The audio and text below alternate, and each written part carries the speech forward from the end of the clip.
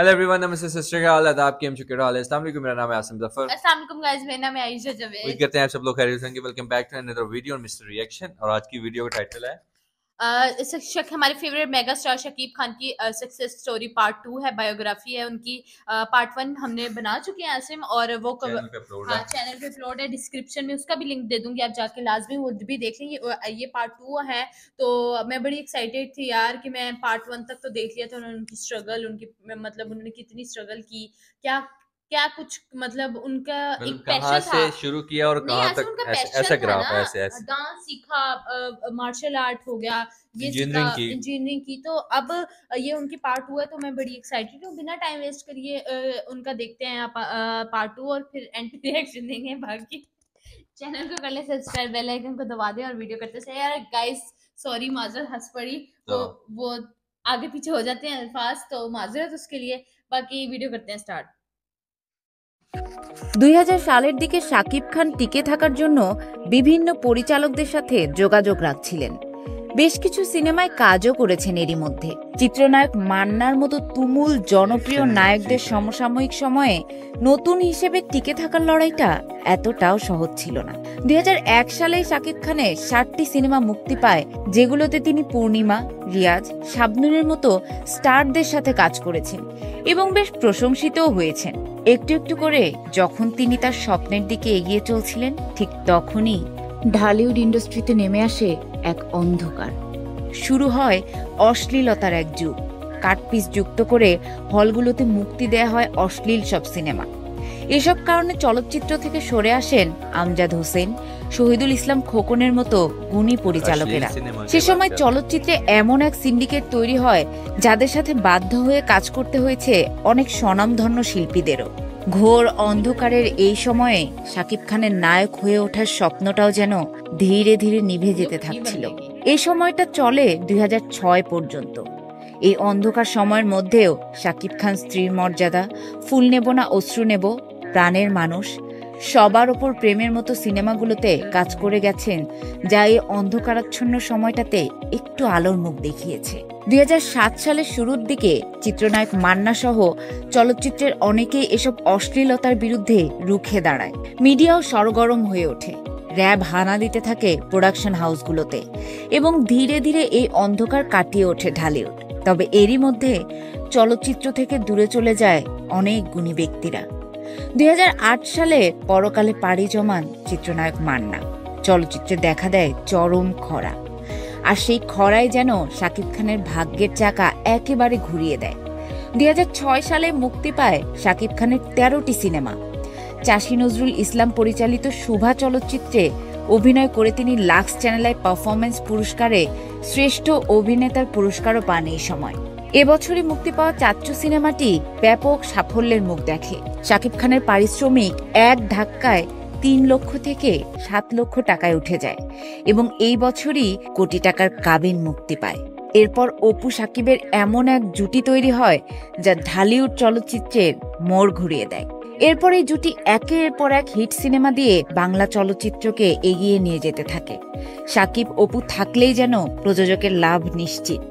2015 সাল পর্যন্ত প্রায় 50টিরও বেশি সিনেমায় অভিনয় করেছেন এই নায়ক, যার মধ্যে আমার প্রাণের স্বামী সিনেমার জন্য মেরিল প্রথম আলো পুরস্কার পান তিনি, এবং এরপরই তার পারিশ্রমিক দাঁড়ায় 12 লক্ষ টাকায়।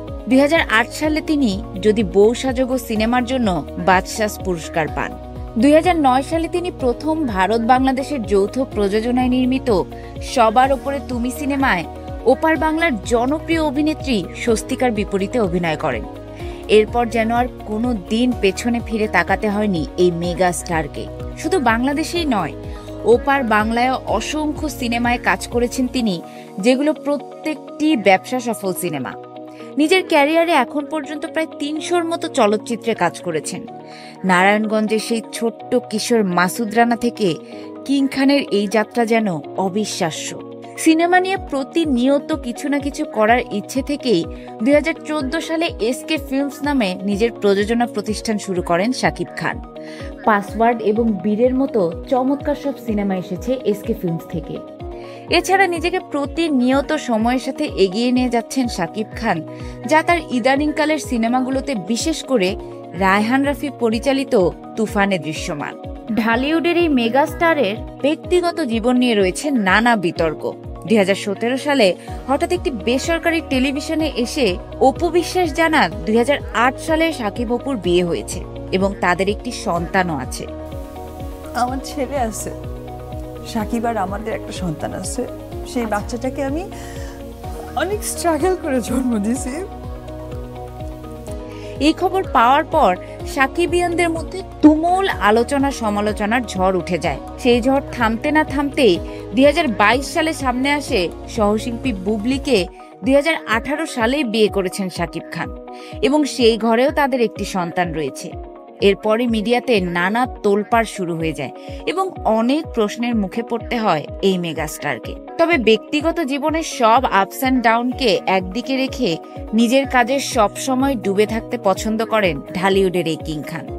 এত আলোচনা সমালোচনার পর যখন যে কোনো স্টারের ক্যারিয়ার ধ্বংস হয়ে যাওয়ার সম্ভাবনা থাকে, সেখানে শাকিব খান দিয়ে যাচ্ছেন বিগ বাজেটের একের পর এক ব্যবসা সফল সিনেমা। এবছরে আসতে চলেছে মেহেদী হাসান হৃদয় নির্মিত বরবাদ এবং ফের রায়হান রাফি এবং শাকিব জুটি নিয়ে আসছেন তাণ্ডব। দুটো সিনেমাতেই সাকিবিয়ানদের চমকে দেবে এই মেগাস্টার, এই ধারণা নেটিজেনদের। এই ছিল মাসুদ রানা থেকে আজকের মেগাস্টার শাকিব খান হয়ে ওঠার গল্প। यार इतनी मेहनत की है बंदे ने, और मतलब कि शकीब का कहाँ से चले कहाँ था। अश्लील मूवीज का भी कुछ जिक्र हुआ है। मतलब पहले ढालीवुड में सी ग्रेड मूवीज बनती थी, शाकिब खान के आने से फिर वो चेंज हुआ, और चेंज होने के बाद फिर उन्होंने अपना प्रोडक्शन हाउस खोला। अपने प्रोडक्शन हाउस में काफ़ी अच्छी अच्छी मूवीज उन्होंने लॉन्च की, जैसे कि पासपोर्ट हो गया, बर्बाद, 2019 की बड़ी तूफान। सुपर डुपर हिट मूवी थी, और उसके बाद तूफान ने हिला के रख दिया सिनेमा को, हॉलीवुड को। बिल्कुल ही चेंज कर दिया है। Obviously mega star Shakib Khan इसलिए मेगा स्टार है वहाँ के, क्योंकि उन्होंने अप्स एंड डाउन ऐसे देखे, मतलब कहाँ से वो चले और कहाँ तक उन्होंने सफर अदा किया।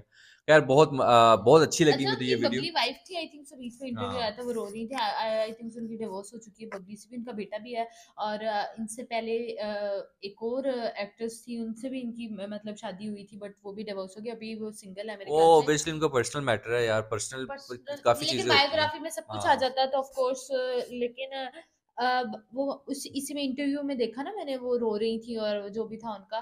तो बाकी शकीब खान ने लेकिन बहुत मेहनत की है यार, ढालीवुड को वो यहाँ से यहाँ लेके आया है बंदा, एक सिंगल पर्सन यहाँ से यहाँ लेके आया, और उसने अपना प्रोडक्शन हाउस खोला, उसने अपना हर चीज खुद बनाई, अपना नाम खुद बनाया। और अब 2025 में तांडव मूवी आ रही है तांडव उनकी। आ रही है, बर्बाद आ रही है, और जो कि मैं बहुत एक्साइटेड हूँ यार देखने के लिए, क्योंकि जैसे पोस्टर्स रिलीज हुए ना, हमने टीजर्स पे भी रिएक्शन दिया है, उनके सॉन्ग्स पे भी रिएक्शन दिया है, और जैसे पोस्टर्स रिलीज हुए हैं ना, पोस्टर्स तो खतरनाक लग रहे हैं। तो मैं बहुत एक्साइटेड हूँ ये मूवीज देखने के लिए।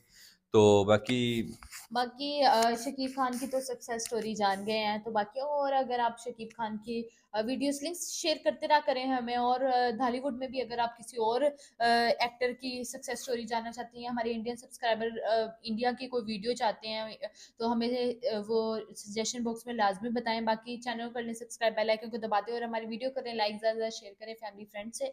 मिलते हैं नेक्स्ट वीडियो में, तब तक के लिए अल्लाह अल्लाह हाफिज़। हाफिज़। So